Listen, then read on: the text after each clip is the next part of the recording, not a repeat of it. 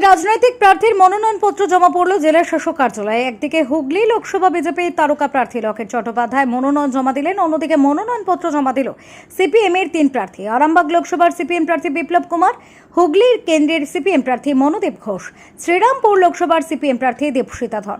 BJP মিছিল করে বাদ্যযন্ত্র বাজনা ঢোল বাজিয়ে মিছিল করে এবং সেই মিছিলে দেখা যায় উত্তরাখণ্ডের মুখ্যমন্ত্রীকেও।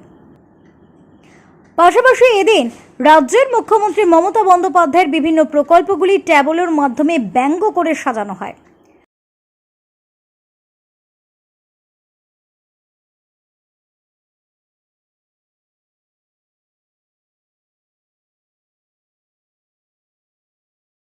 চুচুড়া থেকে পাপ্পুর সঙ্গে P Chowdhury report, Republic news.